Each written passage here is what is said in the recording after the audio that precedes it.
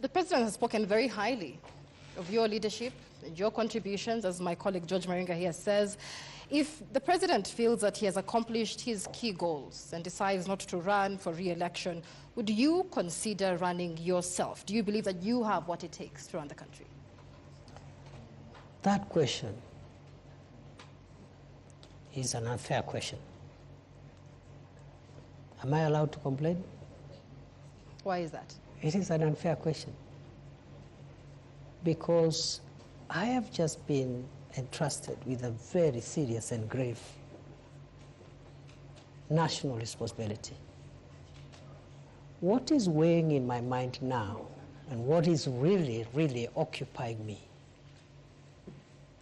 is the desire to discharge those obligations, because the expectations of the people of Kenya, the expectations of the President are so high. If I started occupying myself with ideas of what will happen, I don't know when, I'll be the most unsuitable person to be seated before you today. Your Excellency, I want to rephrase Michelle's question regarding you and the former Deputy President.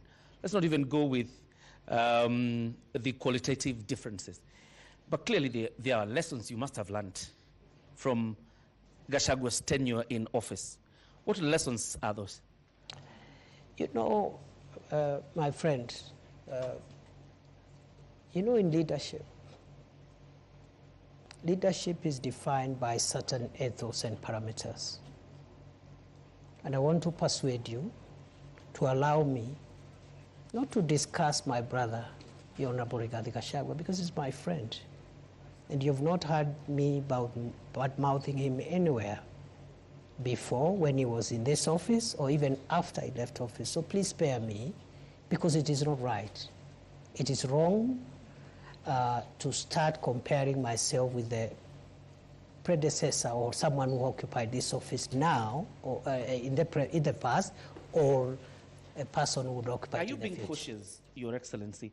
The region you come from is very restive, and it's quite a significant, it has quite a significant position in terms of votes. Are you being cautious now when I ask you the question of lessons you've learned? Are you being cautious not to antagonize the former Deputy President? I have no reason to antagonize anybody. For what? Your Excellency, perhaps just to buttress on what John Kithure said, when it comes to lessons learned, many have said that the seat that you occupy now, the Deputy Presidency, has some sort of curse. They've called it the curse of the Deputy Presidency. And every individual who's held this seat has had some sort of, you know, falling into political oblivion. Do you believe that you have the magic wand to change this so-called curse of the Deputy? I don't believe any seat is cursed. Let's start from there. Secondly, I don't think it is a priority to start thinking whether I'll survive in this seat or not. As I have said, what is weighing in my mind, the same way when I became Interior Minister and the North Rift was in that shape, Lamu, Boni was in that shape, and Northern Kenya was that shape. I told myself, including the passport crisis, I said, if I will last here for 1 year, I want to try my best and have these challenges under control. So for me, I cannot start now entertaining myself on what will happen to me, whether I'll succeed here or there. That's not for me to determine. It's beyond me.